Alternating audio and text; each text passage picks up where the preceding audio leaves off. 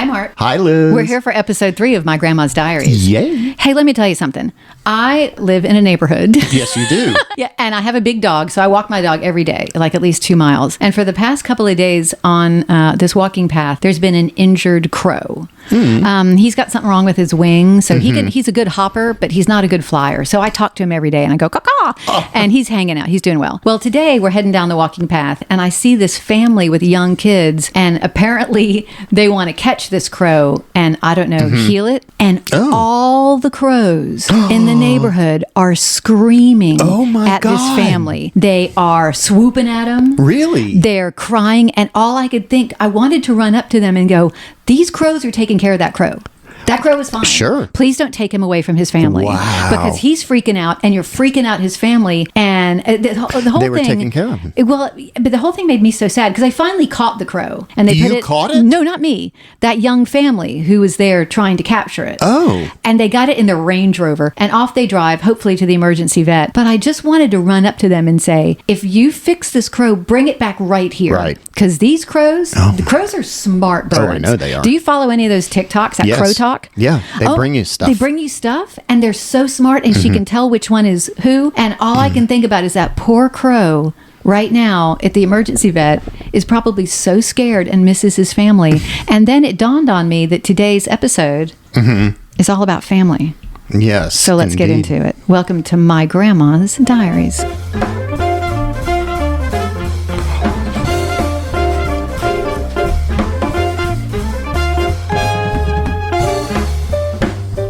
Oh my God. Hey, hang on. I'm going to take a look at this. We have a raccoon on the roof. Oh my in the God, I've got to podcast see this. studio. Oh my God. Hi, Look at him. raccoon. Hi, raccoon. He's out in the daytime, which is terrifying. Look at him. Oh my God. You know what? He's coming toward us. What if he comes to that? Huh? I have one of those bird feeders that's half in, half out of a window. It might be that he's after. What if he's coming for those seeds? He's cute.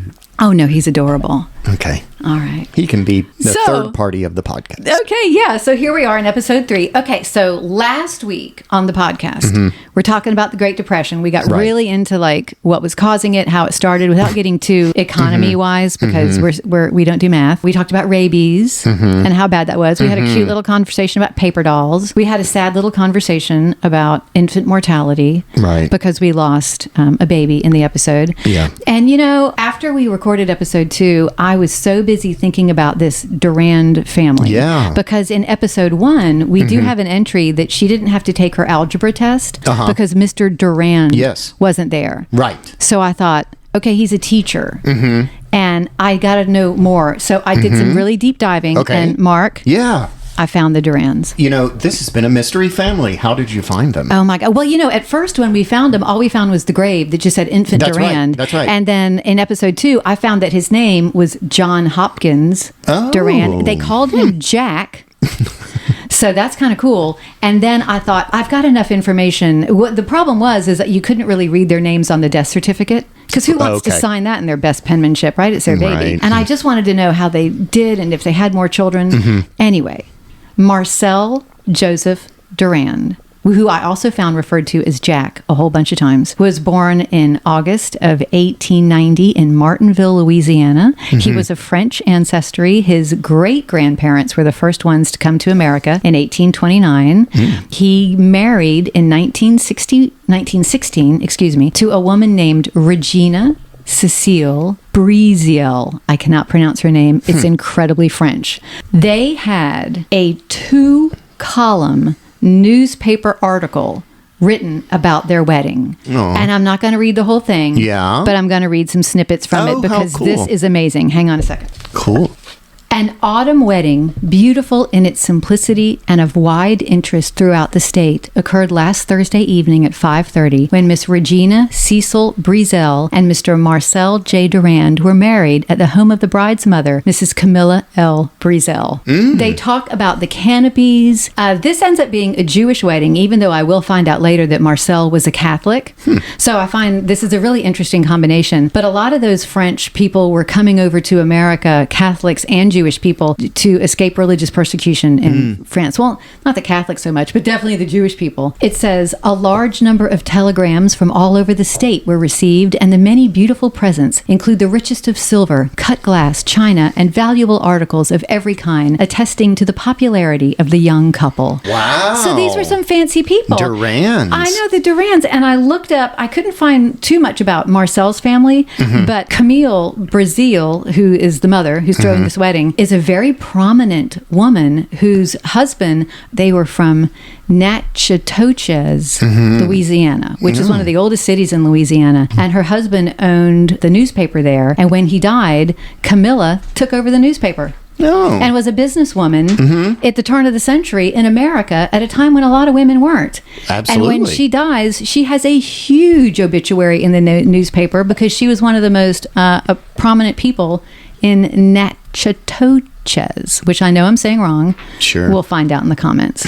But yeah, so they were a super fancy family. Both Marcel and Regina Cecile Brazil went to Northwestern State University. That's where they met. He became an algebra teacher. She was a music teacher for grade school. And of course, we know they lost their first son, little John Hopkins Durand. 9.5 pounds.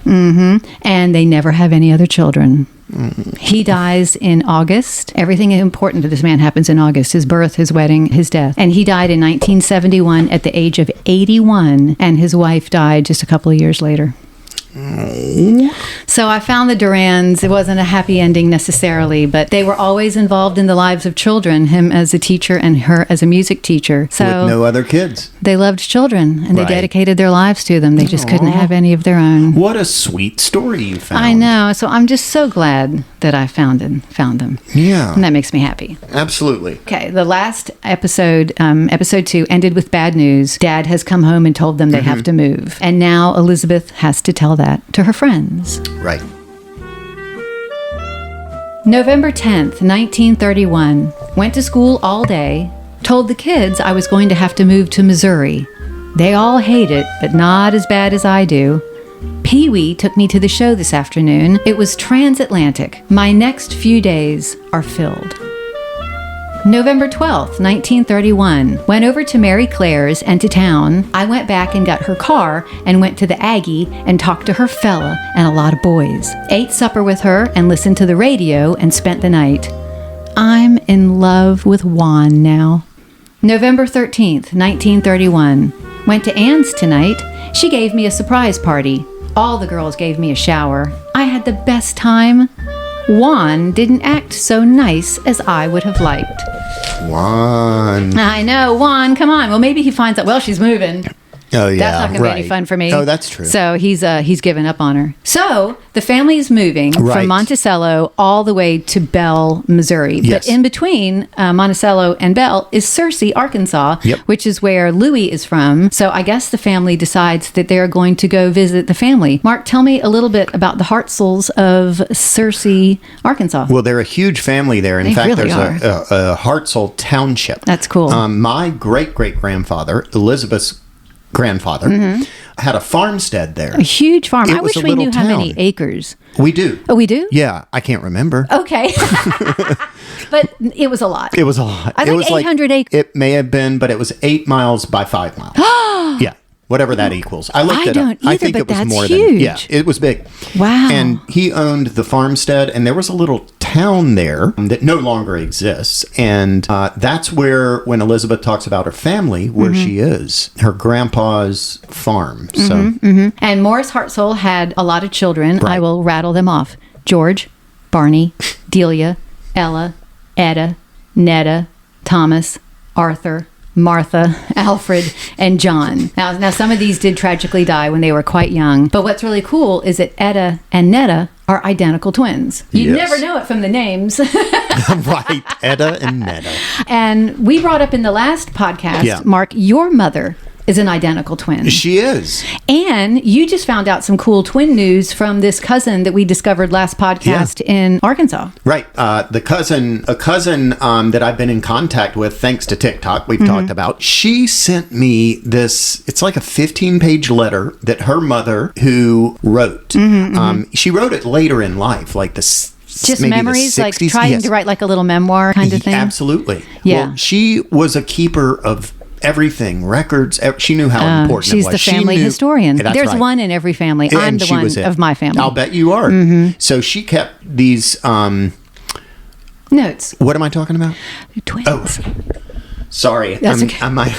I'm just. All right. So yes. So she kept these notes from her mother, who landed in my mailbox recently, and these notes indicate or say that there are a lot of twins in this family. Yeah, so twins are definitely running hard Yes. and consistently. Yes. I mean, usually don't they skip a generation? This doesn't skip a generation at all. We go full throttle. I mean, they're just making identical twins. There's a lot of people. I know. I think that's kind of crazy. Mm-hmm. And the other cool thing about the Morris Hartsell homestead, Farmstead. farmstead. Yeah. What's It's a farm. Well, of course, I don't know what that a would be the home's- difference. yeah, I guess I a don't home know is the just difference. a home and a farm is a farm. Yeah. But it was on the National Register of Historic Places. It was, and it's no longer there. That I did not think you could tear down things that are on the National Register. I've found 3 things around that area that have been torn down. But then why have National Register protection? That's what I always thought that meant. Like, oh, as a town or as a committee, we're going to work really hard to make sure these never fall down. That was one of the most disappointing 'Cause things I've ever heard. It's been recent.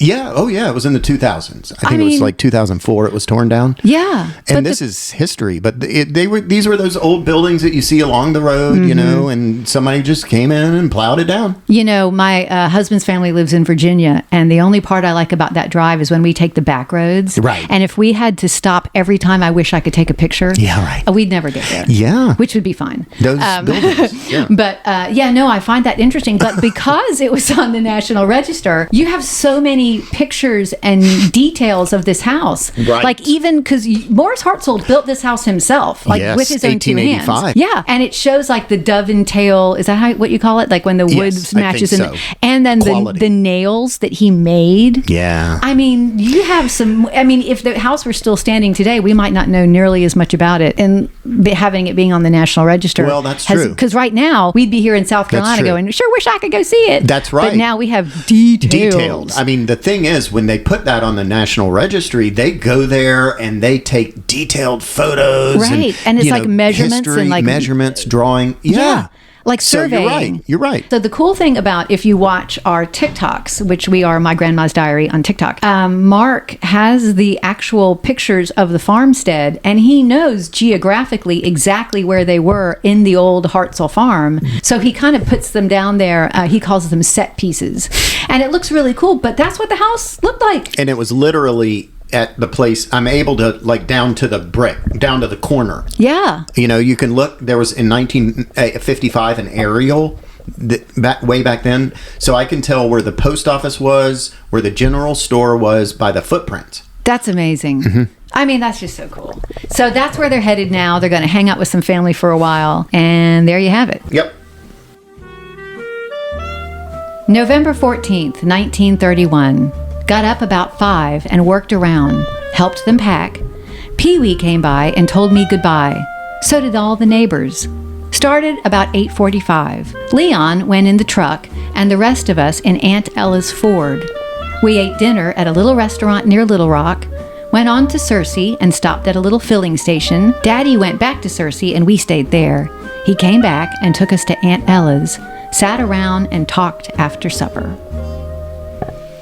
So the drive from Monticello to Searcy is about 140 miles. God knows how long that would have taken you back then. Really? And Aunt Ella actually doesn't live in Searcy. She lives in Judsonia, and what on the census was called Hampton, Arkansas. And that's because she had married a man whose last name was Thompson, and he had died in 1931, I did not shortly know that. before they moved there. And because Aunt Ella was put in such a desperate situation with her husband dying, she had to open up her home as a boarding house. No kidding. So I'm thinking that the reason the family is staying with her is she's starting this boarding house. She's got the room for them, and that's why they went there instead of straight to I can't believe it. Grandpa Morris's house, Yep. which seems like it would have been big enough for all of them. Right. But he's old now. Right. And most of his end life, he's going to be with Ella as well. Absolutely, he lives with her. So she'll be taking care of him, and this is all set up. It's all getting set up right now because the man just died, and that's why they could borrow her Ford. because it was his Ford. Oh. So she was like, well, take Ray's Ford or whatever Right. his name was. So yeah, that's what's going on. Okay. November 16th, 1931. Frances and I helped Aunt Nett, played the player piano, and went down to Lillian's and listened to the radio this morning. Helped clean the car, and then the rest of the folks came down. Took us riding. Frances, Mother, Dean, Helen, and I followed Daddy and Leon down to Aunt Ella's, stopped and saw all our kinfolk. Cousin Ava, James, Mildred, and Mona came tonight. Reva, Mildred, and I sat in the car and talked. And that's Reva. That's the first time we meet Reva in the diary, but we're going to hear a lot about Reva in the future. They're first cousins. They will be also very, very close friends, but that is for another day. Right. And now they are off to Belle. Belle, Missouri. November 17th, 1931. Left Aunt Ella's at 7:30 this morning, traveled through Arkansas all morning, ate dinner at Thayer, Missouri. It sprinkled or rained almost all day, got at Belle at about 6. Ate supper, and Frances and I did the dishes. Then we unpacked a lot of our clothes and read to Dean and Helen. So as we recall from the last episode, Dean and Helen are her little sisters. Which, funny, sometimes she talks about them all the time, and sometimes you would not know they breathe the same air. That's like they just disappear. Right. And I'm like, what about her little sisters? So now they have gone to her mother's parents, and they are taking them in during these hard times while Dad continues to look for a job. So this is a big deal. This elderly couple taking in their daughter, her husband, and her 5 children. They were the Underwoods. Your great-great-grandfather was George Underwood, and his wife was Sarah Cummings. And George is a fascinating fellow. First of all, I have some really cool news for you. Okay. Your great-great-grandfather, George Underwood, fought in the Civil War. Really? For the Union. Really? Wow. Missouri was considered a Confederate state. Am I wrong about that? I'm pretty sure I asked Alexa or in Siri, and they said that it was. But he fought. How does that happen? He was from Kentucky. I mean, I guess he just felt strongly. I think he did. Now, considering that your other great-great-grandfather, Morris Hartsell, fought for the Confederacy, I'm stunned would have really made an interesting wedding party. This story, yes, right. Oh my, you're right. I know, pretty cool. So I thought that was kind of cool to know because that blows my mind. I'm Southern born and raised, and everybody I know in my family was a Confederate soldier. That's amazing. So it's interesting to find. How did you find that out? Because after he passed away, his wife put in for pension, as a widow, and it listed that he was. So then I went to an archive for Civil War soldiers, and I typed in his name and where he was from, and there it was, George D. Underwood, and he was in the 7th Regiment Missouri State Militia Cavalry. He was in the cavalry. In Missouri for the Union. I know, pretty cool. But your great-great-grandfather George was a super cool guy. Sounds like it. Okay, so George Underwood was a really interesting guy. His father was a farmer. He actually was a teacher. At the age of 23, he taught for 8 years. Then he decided to become a farmer. So that's when he moves to Maurice County, to the Belle area. And he was a farmer until he was elected the sheriff of Maurice County on the Democratic ticket in 1884 and also reelected in 1888. And then he was appointed by the governor to the circuit court clerk recording office. So he was really involved in his town. Bigwig. And then he becomes a banker. Okay. And then he's a banker until he retires, which I find is so, I don't know if I'm just a conspiracy theorist, but he's like, I'm the sheriff, now I'm the circuit court guy, and now I work at a bank. I'm like, yeah, come work at the bank. I mean, right? Yeah, well, I don't know. And I tried to find articles about him. I can't find his obituary. You'd think he would have a good one. But the Belle Banner, which was their newspaper, isn't on newspapers.com. Right. And I tried to call the Belle Library this week, and the number's been disconnected. Aww. And it's a little tiny building, and I thought, oh, that poor little librarian, just trying to... So I was hoping they would have it on some microfilm, and maybe she could find it for me, because I got the date. But what's really funny is while I'm searching George Underwood's, I found one who is not your great-great-grandfather, but has the coolest story. Okay. This George Underwood was robbed by 2 men They stole $70 from him, and after committing the robbery, they bound him to a rail on the Wabash Railroad, and then a passenger train passed by shortly afterwards, and it severed one of his arms below the elbow and one of his limbs below the knee. After the train passed, he somehow managed to get his gag out of his mouth and hollered for help, and somebody came and helped him and saved his life. But his left leg and his hand were cut off. Oh, how horrible. I know. And he lived. I mean, yeah. No, he lived, and they never found the people who robbed him.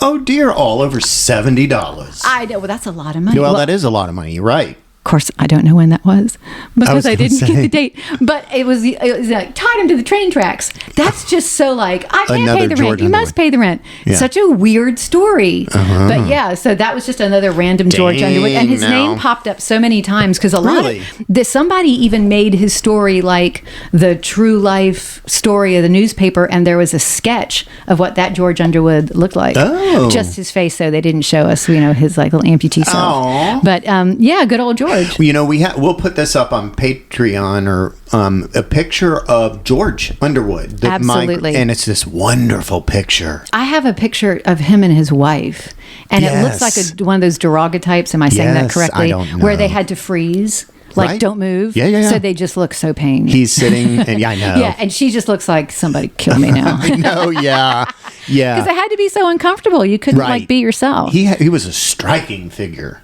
I bet. His face. I mean, to go from teaching to farming to now you're the sheriff and a real respected member of your community. And don't forget the Confederate War in between. Well, yeah, So the Civil War. Right. I mean, this guy was a pretty cool cat, and he was really generous to take in his family. Yeah. But we'll see how long his generosity holds out. Yep. And today was a quick episode, but that's where we are wrapping today, because in the next episode, we get right down to it. Life in Belle, Missouri for Elizabeth and her family. And how do people contact, or how do people find us? People can find us on all the things at My Grandma's Diaries, and do find us on the Patreon at the $5 level. Every day after this show drops on a Tuesday, we're going to have a photo gallery of these people that we're talking about. We're going to have pictures of the places where they lived, if we can find them, and all that kind of fun stuff. And then every Sunday night on TikTok, we go live for about an hour. Don't like TikTok? Don't have it? Banned in your state? That's not a problem. We will post it on our Patreon at the $5 level. So every week you can watch our lives, and do send us comments, ask us questions, because at the $10 Patreon level, every week, we're going to try every week. Let's say 3 times a month, just to be on the safe side. We're going to drop bonus episodes, which are either Q&As with us or interviews with Mark's family, the people who are related to Elizabeth, who are surviving today, who have memories or who have letters. I can tell we're going to have a long conversation with this cousin of yours who has unloaded Reva's house. I mean, even since we've been sitting here and making this podcast, she's sent me like 10 pictures. I mean, I cannot wait to see them and figure out who all these people were. Priceless. I wish I could go help her. There is nothing more I love in the world than taking the messiest place and organizing it and making it clean and beautiful. Yeah. It's my favorite thing in the whole world. I mean, so I wish I could go help her. We're talking furniture. She knew what she was keeping, Reva. She knew that this would be priceless. Can't wait. Well, we're going to dive into all of this some more. We'll get to know George and Sarah a little bit better, and the family. And gosh, do we meet some interesting characters in Belle. So stick with us. Episode 4 next Tuesday. And thank you so much for being a big part of My Grandma's Diaries.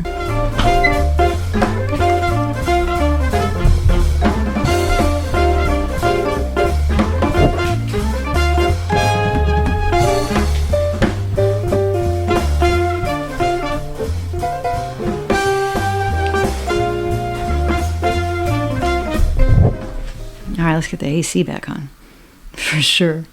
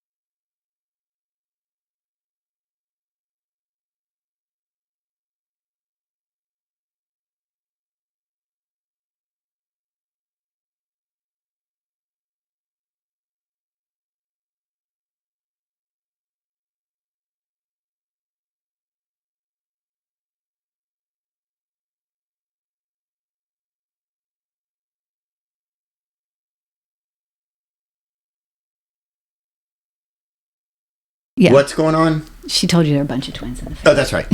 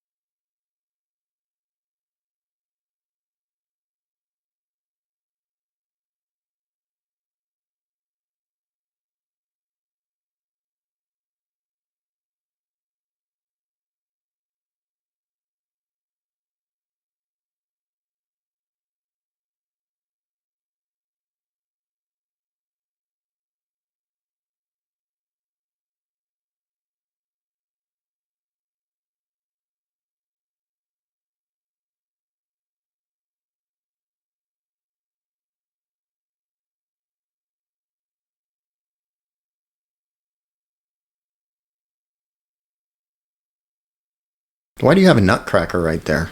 A nut getter outer. It's the only thing I can use to get the little fucking card out of the thing. That little thing is so tight. It's like design. People need to be fired for shit like that. It needs to be like a little push and release like the SD card. So I have to, fucking nutcracker thingy. Anyway, that'll be for the outtakes.